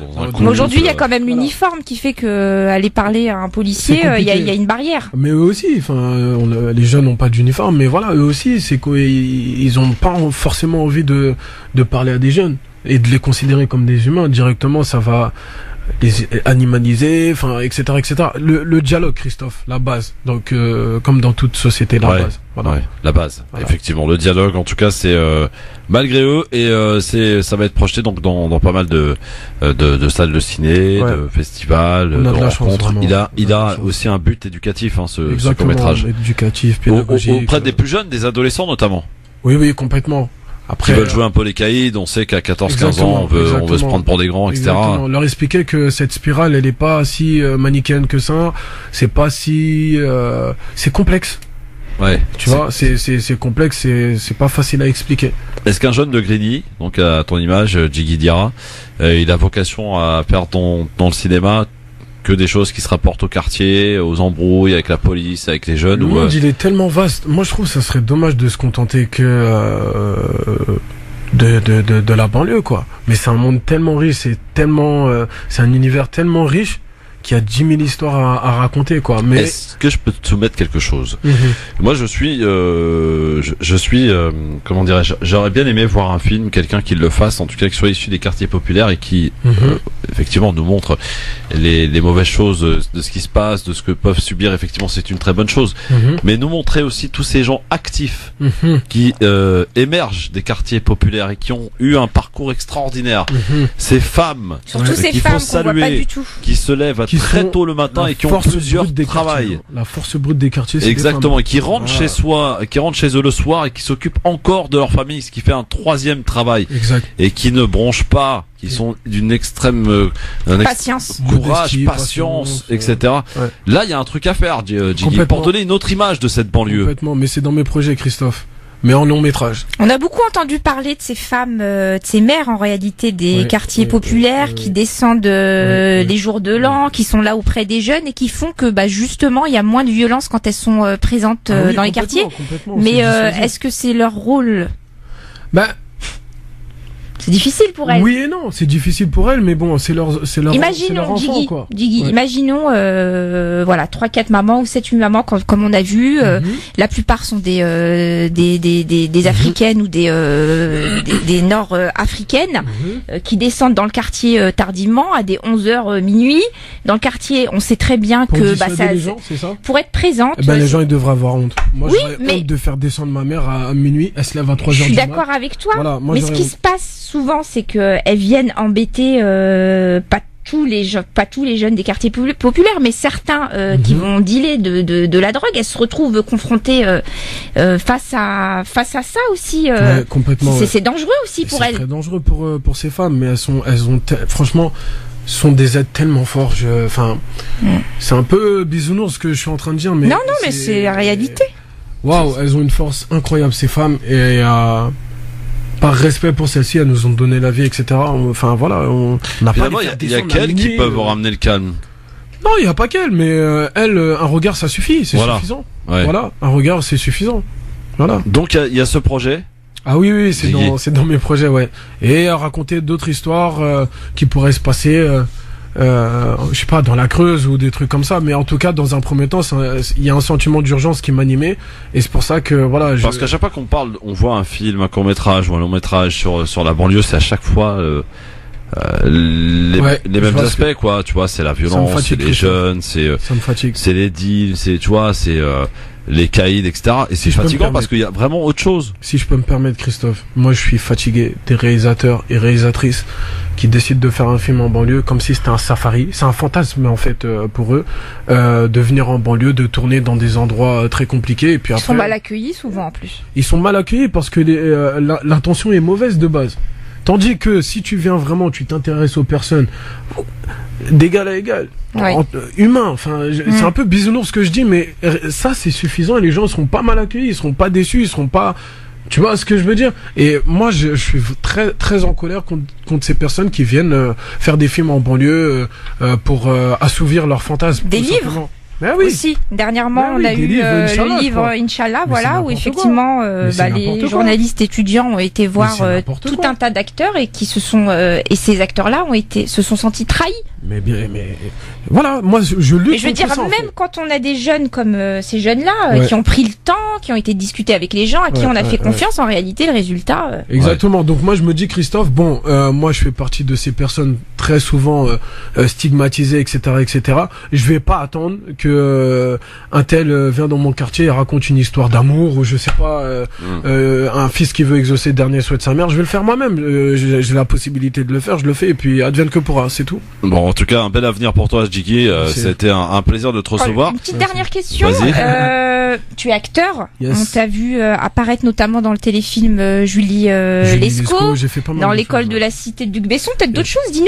Julie Lescaut. Alors comment ça s'appelle? Véronique Jeunesse. Il paraît que c'est un sacré phénomène. tu sais quoi, quand j'ai été pris pour jouer là-dedans, bah c'était moi j'avais pas entendu encore toutes ces ces atrocités qu'elle a dit, mais j'ai trouvé que sur le tournage elle était très avenante et j'ai trouvé ça. Mais on n'a pas un humoriste qui joue dans Julie Lescaut? Non. Comment il s'appelle le super humoriste là? Un humoriste. Je ça reviendra. Laisse-moi. Passons. Non. Celui-là qui est passé au Marrakech du rire. Je sais pas, Ahmed Silla. C'est pas chez Julie Lescaut qui joue? Non, je pense pas. Non, c'est fini, Julie Lescaut. Julie Lescaut, d'abord, c'est fini. Ouais. Ah oui, d'accord. Moi, j'ai joué dans l'avant-dernier épisode et j'ai joué dans. Dernièrement, j'ai joué dans KO de Fabrice Gobert avec Laurent Lafitte, Pio Marmaille, Cara Mastroianni. Voilà, c'était une très belle expérience. Et donc, Véronique Jeunesse, très avenante. Très avenante, j'avais trouvé ça bizarre et c'est un jour après que j'ai vu les atrocités qu'elle a dit, etc. Bon, j'étais un peu déçu quand même.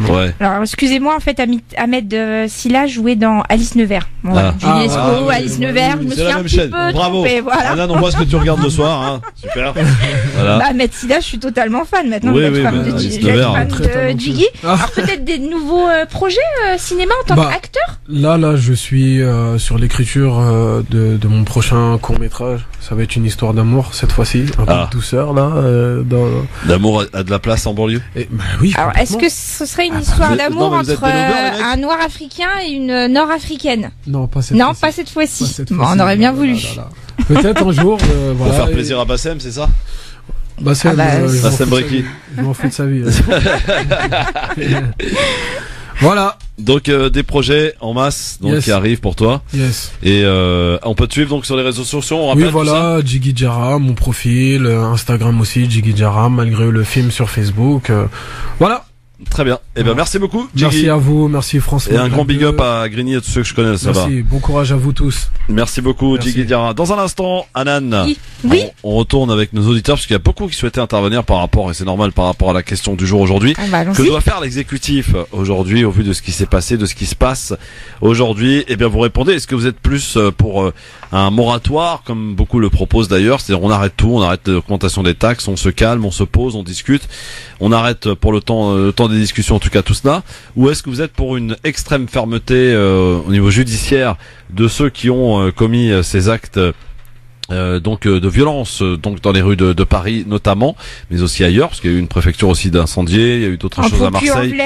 Voilà, exactement. Donc, dans quel camp vous vous situez? Que doit faire le président de la République Emmanuel Macron, selon vous? Eh bien, vous répondez à cette question en nous appelant 01 40 33 9000, ainsi que sur Facebook France Maghreb 2 et sur Twitter LGF officiel.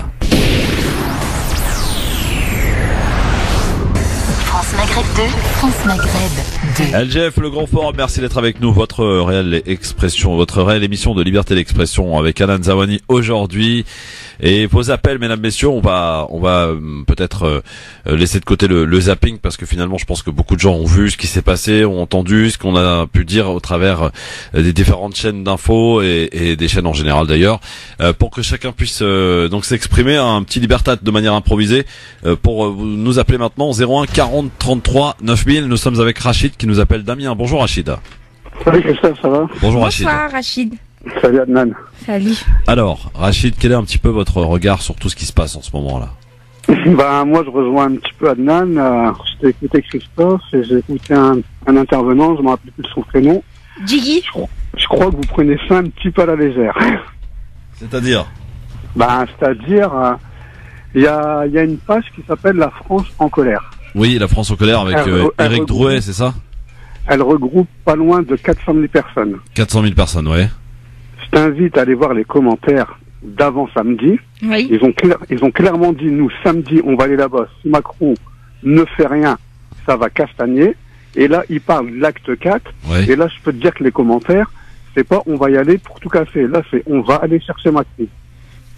C'est très très très inquiétant, vraiment. C'est très inquiétant. Donc là, franchement, dans les commentaires, dans le comportement, parce que tu fais bien de le préciser, mais même au niveau des gilets jaunes, on a quand même eu des violences. Ouais, bien sûr. Voilà. Ils le disaient eux-mêmes. À la base, on n'était pas venus pour casser, mais pris dans le mouvement et la colère aidant, ça a jeté des pavés aussi. Je cautionne pas. De toute façon, je pense qu'il y a énormément de personnes qui ne vont pas cautionner tout ce qui a été fait. Mais ce qu'il y a, c'est qu'il faut entendre cette colère. Mais c'est quoi la plus grande violence, pardon, mais c'est quoi la plus grande violence? Est-ce que c'est la violence que pratique le gouvernement en ce moment, et depuis des années, et il n'y a pas que Macron, ou est-ce que c'est la réelle violence que l'on a vue aussi dans Paris ce samedi? Parce que moi je veux bien qu'on condamne la violence, on la condamne tous, il n'y a pas de problème. Mais aujourd'hui, la réelle violence que subissent des gens, ceux qui ont du mal à finir les fins de mois, ceux qui au 16 n'ont plus rien pour remplir le frigidaire, c'est pas ça la vraie violence? Est-ce qu'on peut pas comprendre un instant une violence aussi qui s'exprime? Alors je dis pas que effectivement les gens sont venus en majorité pour manifester de manière pacifique, mais quand vous en avez plus que marre, il y a un ras-le-bol qui s'est prononcé, que les politiques ont été incapables de répondre à ces Français depuis de nombreuses années, est-ce qu'il n'y a pas un moment, voilà, la violence, vous savez quoi, il y a que ça qu'on retient malheureusement. Alors est-ce que c'est pour eux une manière de s'exprimer, je ne sais pas, mais en tout cas il faut chercher et trouver rapidement la solution avant que ça dégénère davantage. C'est exactement ça, parce que Christophe, moi je pense pas que quelqu'un qui vient de Provence va prendre un bus, un train pour se dire bon ben je m'ennuie, moi le samedi je vais laisser ma femme, mes gosses. Pas du tout, évidemment. Donc les gens ils disent pas ça. C'est un ras-le-bol général. Imagine-toi que le 15 du mois, les personnes ont 2 salaires. Moi, je suis coiffeur, Christophe. Ouais. Moi, les gens, ils me disent le 15 avec 2 salaires, ils tapent dans le découvert. Ils tapent dans le découvert, c'est un truc de malade. C'est le 15 du mois, il te reste 15 jours. C'est pour ça, moi, à mon avis, il faut qu'impérativement, avant samedi, ils prennent des mesures concrètes. Maintenant, les mesures, je sais pas, par exemple, je vais te dire peut-être n'importe quoi. La seule mesure qu'il peut prendre, c'est, comme on le disait, c'est un moratoire, c'est on arrête toutes les taxes. C'est exact ça qui pourra éventuellement calmer un peu. Oui. Bon, après, arrêter toutes les taxes comme ça d'un coup, je sais pas si ça pourra se faire, mais ne serait-ce que, par exemple, ne serait-ce que ça, Christophe, que ça mettrait plus que du beurre dans les épinards, je vais te dire un bidon, mais ça sera pas bidon, mettre l'essence, retirer certaines taxes sur l'essence et le passer à 1,10 € ou 1,20 €. Ça va donner une bouffée d'oxygène à des milliers de Français, mais même ça ne le feront pas. Moi, je pense réellement que Macron, il en a rien à foutre. Il est sur une ligne droite et dure, et lui, il va rester sur cette ligne. C'est ça le problème. Parce que moi, je l'ai écouté, j'ai écouté Castaner. Ils sont durs comme fer. On va discuter, on va négocier. Mais au vu de ce qui s'est passé à l'Arc de Triomphe, franchement, ceux qui demandent la démission du ministre de l'Intérieur, c'est pas scandaleux. Franchement, je vous le dis honnêtement, c'est pas scandaleux. Après, c'est pas au-delà du ministère de l'Intérieur, Christophe. Ah bah c'est lui le chef de la police, je rappelle quand même. C'est lui le patron des gendarmes, parce qu'au bout d'un moment, on aime bien dédouaner les responsabilités pour chacun, mais quand il s'agit d'aller attaquer un responsable politique qui sont entièrement responsables de ce qui se passe dans ce pays aujourd'hui, c'est eux qu'on a mis aux manettes. Je veux dire, c'est pas à nous de trouver des solutions, c'est à eux, ils sont payés pour ça. Excuse-moi de te couper, mais moi, quand je m'attaque à un problème, je m'attaque à la source. Ouais. Castaner, il écoute qui? Édouard Philippe, il écoute qui? Macron. Donc, c'est tout. Non mais ça on est d'accord. Mais après par échelle de graduation, je veux dire voilà, il y a des chaînes il y a des gens de responsabilité. C'est pas par exemple, je sais pas le ministre d'outre-mer qui est responsable de ce qui s'est passé à Paris. C'est en l'occurrence le premier responsable, c'est le premier flic de France, il s'appelle Castaner, voilà. Parce que là Christophe, je sais pas, il y a des vidéos qui traînent et des CRS maintenant qui parlent à visage découvert. Oui, absolument. Avant ils se cachaient. Là ils parlent à visage découvert. Ils en ont marre. Ouais, ils en auront le bol. Que si samedi ça repartait et qu'il y avait un peu plus de monde, il y a un droit de retrait. Ils ne savaient pas comment qu'ils allaient gérer le problème. Oui, il y en a plein qui veulent se mettre en arrêt maladie, d'ailleurs. Exactement. Merci en tout cas, Rachid, Damien, en tout cas pour t'être exprimé, mais on voit que c'est compliqué. On voit, ma chère Hanan, nous qui partageons quelques groupes WhatsApp, et on voit une certaine hostilité qui est là, qui est présente. Et cette fracture par rapport à qui? Non, mais par rapport à des débats qu'on peut avoir entre nous. On constate une fracture dans un petit groupe déjà que l'on connaît nous. Alors imaginons ce que ça peut donner. Ce que ça peut donner à l'échelle nationale, c'est-à-dire au sein de la France, le ressenti des gens, etc. La fracture, elle est là. Et ça, il faut pas la nier. Elle commence à partir du moment où hier ou avant-hier, on a commencé à entendre sur les journaux des médias mainstream. Les gilets jaunes libres, les gilets jaunes modérés, voilà. C'est quand même assez étonnant. C'est ça. 01 40 33 9000 pour vous exprimer, vous nous donnez votre avis, bien sûr sur cette situation, parce qu'on est dans une semaine qui est une semaine critique, il faut le dire. Et en l'occurrence, ça dépendra pas de Hanan, ni de moi, ni de vous, mais ça dépendra uniquement du premier responsable de ce pays, en l'occurrence le président de la République, qui a peut-être l'apaisement, ou peut-être terminer l'année dans une tranquillité, un apaisement que l'on espère et on souhaite tous, bien sûr. C'est lui qui a les cartes en main là, pour le coup, et son gouvernement. Donc s'ils veulent effectivement s'entêter et continuer d'aller sur le terrain de moi je ne cède rien, d'un autre côté ça va se radicaliser. Et après, on peut avoir des scènes malheureusement qui se sont produites à Paris, puissance 10, puissance 20. Attention, il y a quand même des risques à ne pas prendre. Il faut peut-être pas s'amuser comme ça à continuer d'alimenter le feu qui brûle déjà. Le feu, il brûle, il est allumé. Il faut l'éteindre maintenant. Il faut sortir les extincteurs. Il faut sortir et d'urgence. Si on veut pas que effectivement ce pays s'embrase, parce que les mots ont été employés, insurrection, révolution. La chose qui m'inquiète le plus, Christophe, ce sont les forces de l'ordre. Donc les forces de l'ordre qui sont sollicitées depuis des mois sous l'état d'urgence, qui sont déjà exténuées. Et là, depuis 3 semaines, elles sont de plus en plus présentes sur le terrain. Et on a notamment un des syndicats, le syndicat des commissaires de police qui a pris la parole. On a également le syndicat Alliance, qui est connu pour être un syndicat d'extrême droite, qui a pris la parole aussi, mais qui sont très très agressifs. Donc le syndicat Alliance effectivement menace de faire un droit de retrait si en face on n'a pas de réponse politique. Ils seront reçus par Castaner demain. La réponse politique qu'attendent ces policiers, c'est en réalité, c'est peut-être un petit peu violent la manière dont je vais le dire, mais c'est qu'on leur donne à nouveau l'autorisation de rentrer dans le tas. Aujourd'hui. Et c'est ça qu'on souhaite, Anan? Non. Moi pas. Non. Franchement non. Non, mais aujourd'hui c'est ce qu'ils cherchent. Parce qu'ils l'ont déjà fait, d'ailleurs un samedi, ils l'ont déjà fait et on en a des témoins. Il y a eu des débordements, on a vu des vidéos, notamment où on voyait une dame plutôt âgée qui a plus de 70 ans se faire gazer et d'autres personnes aussi. Ouais, c'est assurer la sécurité, c'est pas faire justice. C'est vraiment l'état d'esprit des forces de l'ordre. Bon, Tofik, il nous appelle d'où, Tofik? Oui, je vous appelle de Créteil. Créteil, comment ça va, Tofik? Bonjour Christophe, bonjour à toute l'équipe. Bonjour. Alors, qu'est-ce qui se passe, Tofik? Bah écoutez, moi je voulais revenir par rapport à ces événements là qui se passent maintenant depuis plusieurs week-ends. Ouais. Je trouve que le comportement quand même reste un petit peu à désirer au niveau de certaines personnes. Je vais pas généraliser au niveau des gilets jaunes, parce que. Dites les choses. Vous entendez quoi par certaines personnes? Certaines personnes, on va dire des casseurs, des minorités, on va dire des minorités comme les Black Blocs, etc. Ils ne sont pas des gilets jaunes, ces gens-là, Tofik, tu le sais très bien. Ce sont des gens que la police et que l'État connaît très bien. D'accord, les Black Blocs, c'est pas aujourd'hui qu'on les a découverts. Il faut arrêter le cinéma, quoi. Moi, quand j'entends ça me sidère. Franchement, j'ai l'impression que la police laisse faire. Ils les connaissent très bien, ces gens-là. Ils ont vraiment pas. On dirait que. J'ai vu un reportage moi sur l'Allemagne où quand oui, c'était une rediff. D'ailleurs, on peut se poser la question du choix. Alors là, vraiment pour le coup, du choix très orienté de Bernard de la Villardière de diffuser ce reportage au lendemain de ce qui s'est passé à Paris. Vraiment, il n'y a pas plus. Vraiment, je vais pas utiliser le mot parce que j'ai pas envie de procès, mais en même temps, au bout d'un moment, ça suffit. On commence à voir clair dans votre jeu, ça suffit, quoi. Ouais. Alors, Tofik, oui, ok, il y a des comportements de casseurs qui sont là. Bon, d'accord, on est d'accord, mais dans toutes les manifestations, il y en a eu. Je rappelle quand même qu'il y a un hôpital qui s'appelle l'hôpital Necker qui a été attaqué, qui a été vraiment mis à feu et à sang. Necker, c'est un hôpital pour enfants. Un hôpital pour enfants. Je vous ai pas entendu gueuler à ce moment-là. Pourquoi tout le monde sourifie maintenant de ce qui se passe? C'était pendant la loi travail, je crois, si je m'abuse. En tout cas, c'était vraiment scandaleux et personne n'avait gueulé. Les journalistes, les politiques avaient effectivement dénoncé ce qui s'était passé, mais vite, il y a, je crois, une réelle volonté de discréditer ce mouvement, cette colère populaire, ce peuple qui s'exprime dans la rue. On devrait en être fiers et on devrait espérer que ces gens soient là pacifiquement. Et ne pas nier effectivement qu'il y ait des violences, mais ne pas faire mine de le découvrir parce que c'est pas vrai. On les découvre pas aujourd'hui ces violences. Il y a eu des bruits où il y avait des policiers apparemment déguisés en casseurs. Pareil. Des flics, des policiers en casseurs. Oui, effectivement, vous avez raison, Kamel. On voit bien les images.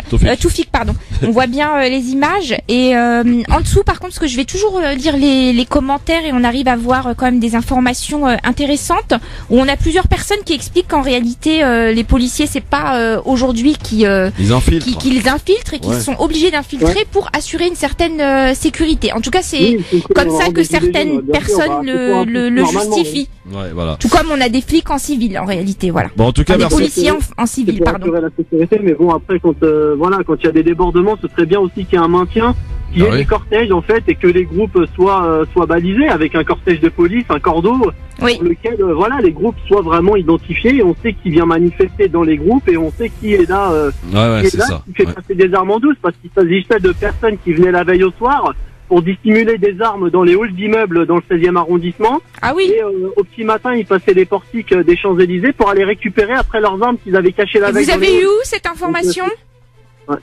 Vous avez eu où l'information? C'est une gardienne qui l'a dit à la télé, quoi. Donc, ah oui. Bon. D'accord, ok. Bon. Merci Tofik. Qui en a parlé. Donc il y a eu l'affaire du 16e qui a parlé, qui en avait ras-le-bol et qui n'était pas consultée par les autorités. Par rapport à toutes les mesures de sécurité, les maires ont déploré un manque de communication du gouvernement. Et du coup, le manque de communication, il s'est répercuté partout. Et on a laissé autoriser de défiler sur les Champs-Élysées, alors que ça s'était jamais vu auparavant. En général, les Champs-Élysées, ça reste... c'est pour les touristes. C'est l'image de la France à l'international. Donc maintenant, l'image qu'on a aux yeux du monde, elle est catastrophique. La période de fin d'année. Mais attends, Tofik, est-ce que tu crois que le mec Tofik, est-ce que tu crois que le couple qui a du mal à finir des fins de mois, est-ce qu'il s'intéresse à l'image de la France? Il n'en a absolument rien à foutre, je te le dis honnêtement. Le problème, c'est qu'on aura beau dire que il s'intéresse pas, que des entreprises du CAC 40, machin, mais l'argent appelle l'argent. Donc il faut savoir que dans une société, on a besoin des riches comme on a besoin des pauvres. Ouais, les pauvres, ça on a su les solliciter, bel et bien depuis des années. Tofik, il y a un autre truc que je déplore, moi. C'est tous ces partis politiques. Alors là, pour le coup, c'est le bal des faux culs qui s'est exprimé aujourd'hui et depuis 2 jours, avec tous ces chefs de partis politiques qui vont à Matignon reçus par Édouard Philippe. On ne sait pour quelle raison. C'est pas une crise entre les différents partis politiques. Là, c'est des crises entre l'exécutif et le peuple. À eux qui disent non, on ne veut pas récupérer, non, on laisse des gilets jaunes. Qu'est-ce qu'ils viennent faire à Matignon? Qu'est-ce qu'ils veulent? Alors, sachant que très bien que l'exécutif en place va dire ce qu'il a à faire. Attends, pardon, juste laisse-moi finir. Qui a voulu récupérer le mouvement. Tofik, juste laisse-moi finir. Non, il y a pas que Mélenchon, il y a aussi Marine Le Pen, il y a Dupont-Aignan, alors lui, le roi de la récup, etc. Mais aujourd'hui, moi, c'est surtout les LR, moi, qui me font rigoler, parce que les LR sont là en train de dire oui à Macron, il faut écouter le peuple, il faut machin. C'était les premiers à lancer les violences contre les jeunes de banlieue en 2005 pour Ziad et Bouna. Arrêtez votre hypocrisie, vous êtes des gros hypocrites tous là du côté des LR. À vous qui venez aujourd'hui faire celui qui a compris la colère du peuple. Qu'est-ce que vous faisiez dans les banlieues françaises en 2005? Qu'est-ce que vous faisiez à part leur balancer des grenades dans la gueule? Ils ont des cotisations mutuelles, donc ils ont voté ça à l'Assemblée, donc ils peuvent parler. Donc, non mais je veux dire, à un moment ça rime plus quoi, ça ne s'entend plus, ça devient. Et c'est pour ça que le peuple en a ras-le-bol et ne veut pas cette récupération politique. En tout cas pour la majorité d'entre eux, en ont marre de tous ces gens qui sont là et présents depuis 50 ans, on n'en peut plus. C'est les gens qui le disent, on n'en veut plus. Donc stop, on arrête avec tous ces gens qui ont été un véritable échec de par leurs paroles et de par leurs décisions et qui ont mis ce pays dans une merde incommensurable. Et là, on peut dire que Macron n'est pas le seul responsable parce que ça serait faux de dire qu'il en est le seul responsable. Merci Tofik. J'en ai aussi contre Nicolas Sarkozy et François Hollande. Oh bah ça démarre même à Chirac. Même avant, même Mitterrand. Ça a été le plus grand ambassadeur du Front National. La guerre au Mali, on en avait vraiment pas besoin parce que ça a causé le budget, le déficit, il a été énorme à cause de ces guerres-là. Pour une retombée qui était quasi nulle. Donc on a toujours les mêmes problèmes dans ces secteurs-là. Merci Tofik, on doit y aller là, parce qu'on est en retard mon ami. Qui a été exposé par des mauvaises décisions politiques et ça depuis 30 ans. Ouais, salut Tofik, à bientôt, bonne soirée. Non mais j'essaie de rester calme, mais au bout d'un moment il y a des choses qu'on peut plus entendre quoi. Il faut arrêter de nier la réalité des choses. On a mais tu un fais problème le reproche aux gens de droite, les LR, mais du côté de la gauche c'est pareil. Mais évidemment non, mais parce que les LR c'est, je veux dire, c'est ce qui est le plus près. Je veux dire en 2005, voilà, c'était quasiment il y a 13 ans, quasi jour pour jour. Il y avait un état d'urgence d'établi, un couvre-feu le soir dans les banlieues françaises, d'accord. Donc ces LR là aujourd'hui qui viennent faire la leçon à Macron, mais taisez-vous, mais cachez-vous les mecs. C'est ce qu'on leur dit, cachez-vous, taisez-vous, on n'en peut plus. Ça suffit de la récupération de la sorte. D'ailleurs. Stop. Même les gens qui votent traditionnellement à droite ne veulent plus d'eux. Voilà. Bon, allez, on va en tout cas essayer de retrouver une certaine sérénité et que les gens se parlent. Mais je n'y crois pas du tout. Je pense que ça va aller en s'aggravant et j'ai vraiment peur pour samedi. En tout cas, on rappelle, hein, le seul aujourd'hui, celui qui a les cartes entre les cartes entre les mains, on dit, hein, c'est ça. Oui, entre les mains, cartes en main, pardon. Cartes en main, oui. Pour calmer les choses, pour essayer de retrouver une certaine stabilité, pour que les gens terminent l'année tranquillement, sereinement. Aucune réponse à apporter, Christophe. Eh ben si, il arrête. Il arrête quoi? Il fait un moratoire, on supprime les taxes. Oui, mais de quelle taxe tu parles? Sur le carburant, sur le carburant, sur le gaz, sur l'électricité, un petit coup de pouce sur le SMIC, je sais pas, c'est le minimum, non?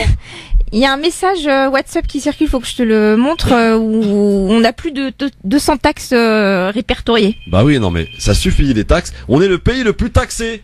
Il faut le savoir, les gars, on est le pays le plus taxé. Les gens n'en peuvent plus. Voilà, donc à un moment, stop, calmez-vous. Vous avez supprimé l'ISF, il s'est peut-être allé parler un petit peu chercher là-bas. Vous voyez, il y en a plein. Le GAPSA, on en parle de ces entreprises qui sont installées, qui ne payent pas d'impôts, à l'image de Google, d'Apple et compagnie. Non mais stop, ça suffit. Voilà. Donc on va se calmer, on va se retrouver demain, à partir de 16h. On va se détendre avec l'ami Medjahed, qui va essayer de faire sourire les gens, bien que les gens aujourd'hui sont un petit peu inquiets et anxieux, à l'image de Hanan. Bon, eh bien restez tranquille, on reste tranquille et on essaie d'observer cela avec beaucoup d'intérêt, en espérant que notre président puisse trouver l'issue de sortie et rapidement, avant que ça s'embrase, avant que ça s'enflamme. Vraiment pas ce qu'on espère, en tout cas. Ici, on n'a jamais préconisé la violence et je tenais juste pour finir, pardon. Je sais que je prends un peu de temps, mais désolé, il fallait que je le dise. Ce matin, il y a eu un de nos auditeurs qui s'appelle Abdel, qui a l'habitude d'appeler le Grand Forum, qui a eu des propos qui, pour moi, sont scandaleux parce qu'il a, lui, promotionné la violence en disant « Moi, j'ai cassé et je retournerai casser ». Chose qu'il ne pourra pas dire ici. Et ces propos ont été utilisés et fait un buzz toute la journée. Je trouve ça scandaleux et irresponsable. C'est irresponsable de votre part, Monsieur Bourdin, d'avoir laissé parler Abdel de la sorte et de n'avoir rien dit et d'avoir cautionné limite ses propos. Bonne soirée à tous, à demain, si vous le voulez bien. Merci. Salut Anna. 18h04. Il est temps que l'on aille. Et temps de retrouver notre ami Medjahed juste après le rappel de l'actualité de ce lundi soir. Bonne soirée, rendez-vous demain. Ciao. Bonsoir à tous. Nicolas Dupont-Aignan a claqué la porte de Matignon. Le président de Debout la France a indiqué que le Premier ministre Édouard Philippe avait refusé qu'il filme et diffuse sur Facebook cette rencontre. Dans ces conditions, cela ne servait à rien que l'on perde du temps tous les deux, a-t-il expliqué. Le chef du gouvernement doit recevoir demain après-midi les membres du collectif des Gilets jaunes ayant sollicité un rendez-vous.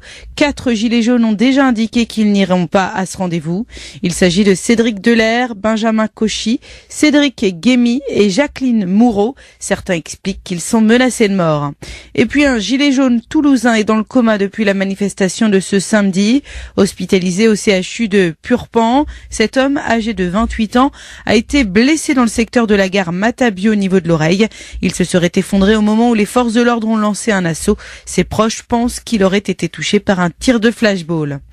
Le réseau des banques alimentaires a annoncé avoir recueilli près de 11 000 tonnes de produits alimentaires durant le week-end à l'occasion de sa 34e collecte annuelle. Ça représente l'équivalent de 23 millions de repas destinés à être distribués aux plus démunis. La collecte est en légère baisse par rapport à l'an passé où 11 500 tonnes de denrées avaient été recueillies. Un nouveau numéro d'aide, le 116 006, sera accessible dès demain aux victimes de tout type d'infractions, vol, agression, attentat, accident de la route ou catastrophe naturelle. Gratuit, ouvert 7 jours sur 7 toute l'année de 9h à 19h. Ce numéro est plus court et plus facilement mémorisable que l'ancien numéro. Sport, l'équipe de France de football connaît désormais ses adversaires pour les phases de qualification de l'Euro 2020. Hier, à Dublin, le tirage au sort a désigné l'Islande, la Turquie, l'Albanie, la Moldavie et Andorre. C'est le 60e anniversaire et la 16e édition de ce championnat d'Europe des Nations qui se tiendra du 12 juin au 12 juillet 2020. France Maghreb 2, service, info, musique, divertissement. France Maghreb 2.